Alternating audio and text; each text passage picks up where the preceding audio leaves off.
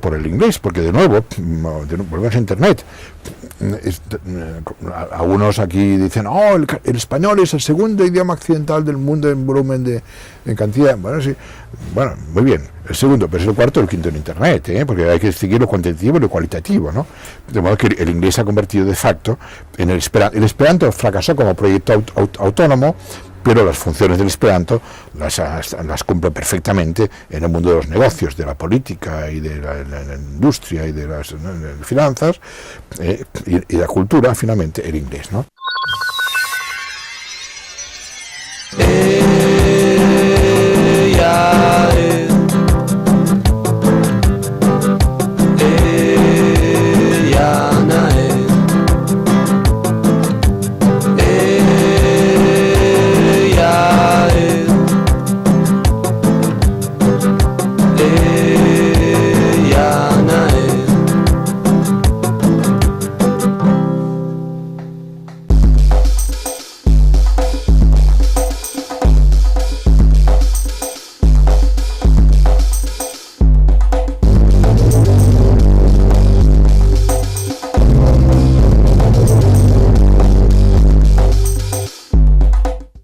Yo soy niño de la Guerra Civil, yo nací en el 34, por tanto tenía 2 años cuando estalló la guerra. Fuimos al exilio como una gran parte, fuimos al exilio de la derecha, he de decir claramente, porque una gran parte de la burguesía catalana, en Barcelona, la fuerza hegemónica eran los anarquistas, era la CNT-FAI, y hubo una represión, una persecución de la burguesía, como es natural en situaciones estas. Y mi familia era una familia dividida, una parte republicana y una parte franquista, como tantas familias de la Guerra Civil. Esto es, por desgracia, muy, muy común, ¿no? Yo, por tanto, tengo una memoria del franquismo muy viva, muy viva. Recuerdo la miseria de la posguerra, no afectó a mi familia era una familia pudiente, pero recuerdo los mendigos, los mutilados por la calle pidiendo limosna, ese mundo sórdido, los militares, los falangistas, lleno de curas, de uniformes. Y la cinefilia mía, en parte de mi generación, viene de ahí. Era un mundo tan ingrato, aunque, como repito, que en mi casa nunca faltó el plato de comida, por fortuna, pero por ejemplo la calle era un mundo sórdido, dominado por la dictadura falangista, militar y eclesiástica. La Iglesia Católica tomó partido por la banda de Franco, y los niños del franquismo huíamos de esa realidad ingrata metiéndonos en el cine, y veíamos 2, 4 películas. Yo recuerdo haber visto una tarde 4 películas. ¿Por qué? Porque uno volaba con la mirada a Nevada y a Samarcanda. Y lo que pasa es que esa acumulación de imágenes luego nos fue útil, porque cuando nos dedicamos seriamente a eso, pues teníamos un gran capital acumulado de imágenes, de cine visto de una forma silvestre, crítica. Pero habíamos visto muchas películas, y eso es un capital que no se olvida, ¿no? Por una parte, yo había ido acumulando una afición al cine como un cinéfilo inculto, como cinéfilo silvestre, espontáneo, ¿no? Sin conocer nada. Y en el año 48 cayeron en mis manos los 2 tomos de historia del cine, de la llamada Una historia del cine, porque es una historia del cine muy subjetiva, muy de sensibilidad, muy poco científica, muy personal y muy meritoria, por cierto, de Ángel Zúñiga, a quien muchos años después conocí, cuando fue corresponsal en Nueva York, lo conocí en Estados Unidos. Y claro, me descubrió que había habido antes pues, un cine soviético y un cine surrealista y un cine alemán expresionista y las cosas que para mí, y veía aquellas fotos maravillosas y caramba, se me ponían los dientes largos. Yo fantaseaba sobre aquellas fotos, fantaseaba, ¿no? Y entonces ocurrió que yo creo era un hombre todo deseo, todo voluntad, pero con poquísima información, no ninguna información, ¿no? Y entonces se produjo que en la universidad estaba estudiando Derecho, estaba vacante el cineclub, había dimitido la persona que lo había llevado antes, y quisieron reactivarlo, y entonces me propusieron dirigirlo, pues sabían que era aficionado al cine. Y yo, con una temeridad realmente irresponsable, debo decir hoy día, porque irresponsable, pero en fin, dije, pues sí.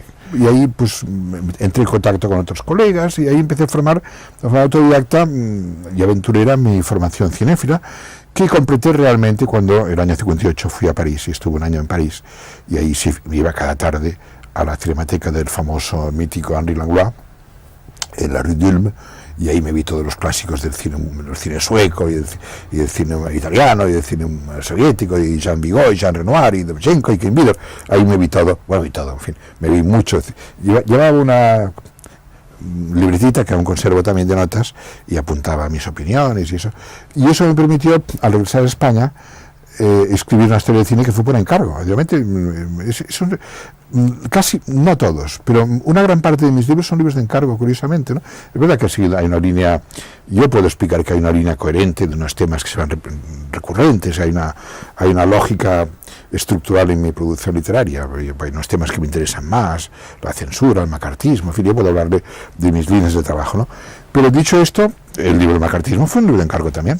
Que una gran parte de mis libros, no todos, nacieron de encargos, y la historia del cine, que ha sido mi libro que me ha dado más dinero porque se va reeditando continuamente, pero en esa época tuve la fortuna, es un libro de divulgación, yo no quiero presumir de él.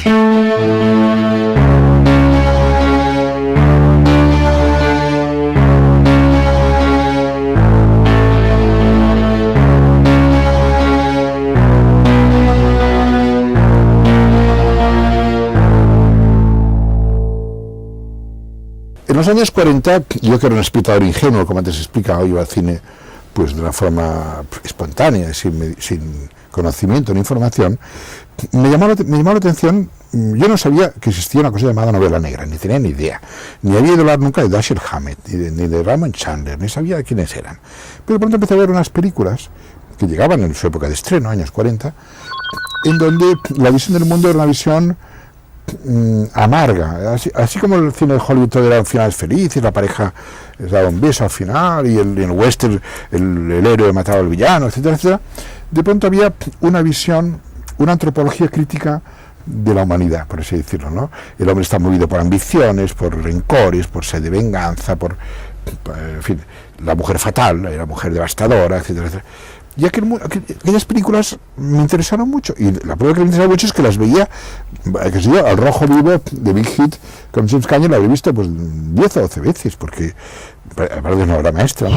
Y muchas de esas películas las veía repetidamente porque me daba cuenta de una forma informal, sin saberla explicar, que aquel cine era distinto, ¿eh? Y por eso el cine negro, en mi formación personal, y sigue siendo un fan de ese cine, Set de Maldorson Wells, para mí es una catedral, ¿no? En fin, y qué sé yo, y tantas más, ¿no?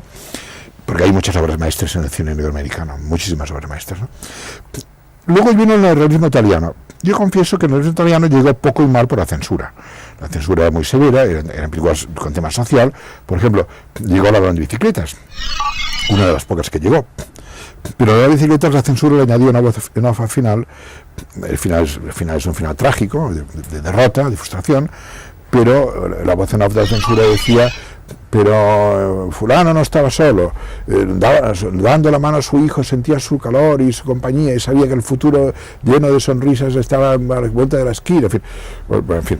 Por tanto, vimos finalista poco y mal. No llegó Roma Ciudad Abierta, no llegó Paisá, no llegaron las grandes películas más militantemente antifascistas.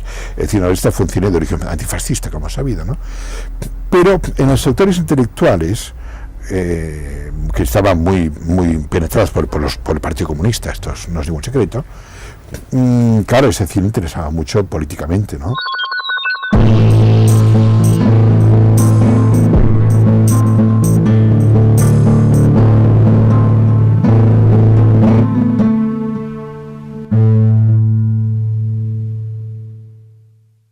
Vuelto en ciclista, efectivamente, fue para mi generación, fue un shock.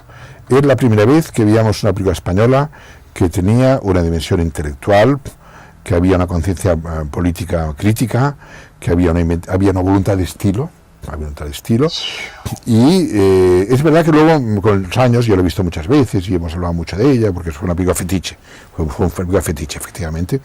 Es verdad que tiene un aspecto un poco acartonado y hoy día se le puede criticar a muchas cosas y el final es muy artificioso, pero sería mentiroso si no dijese que en mi época produjo un enorme impacto, enorme impacto. Aquello era distinto de lo que el cine español hacía. Y marcó. Y luego hubo otra película también, no esta, sino de Carlos Saura, que fue Los Golfos, que fue un poco el banderín de enganche de mi generación. Carlos tiene 2 años más que yo, es de mi generación, ¿no?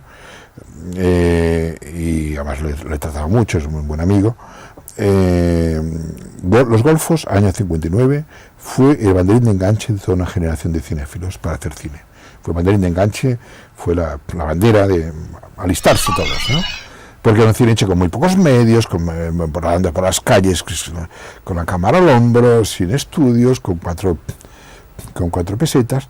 Y Muerte de un ciclista fue realmente el despertar, nuestro despertar, pero Los Golfos fue la llamada de mi generación para incorporarnos al cine.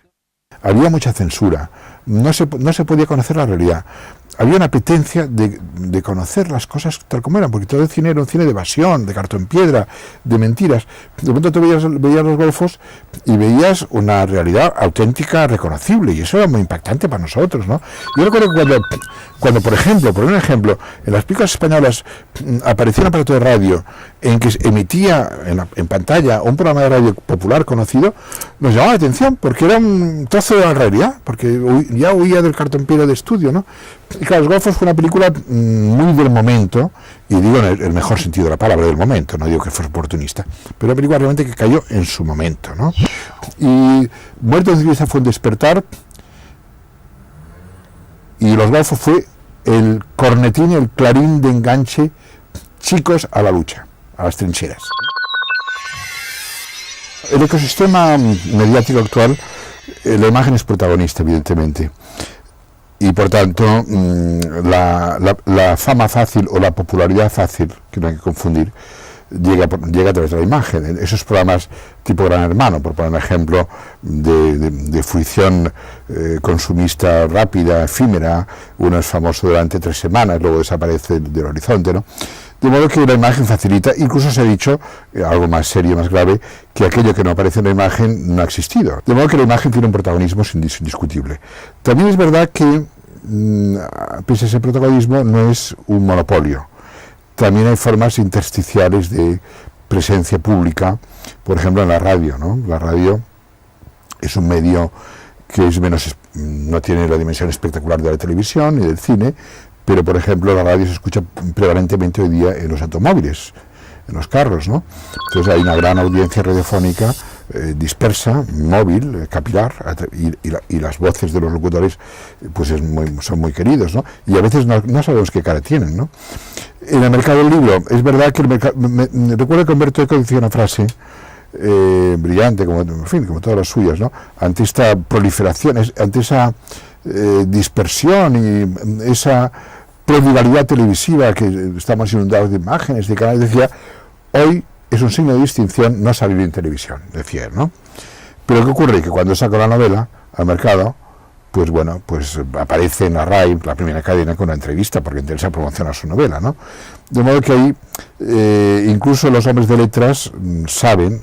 En Europa, por ejemplo, en Francia había un programa cultural magnífico que era Apostrophe de Pivot, y cualquier escritor que se preciase sabía que era una tribuna de mucha importancia mediática, ¿no?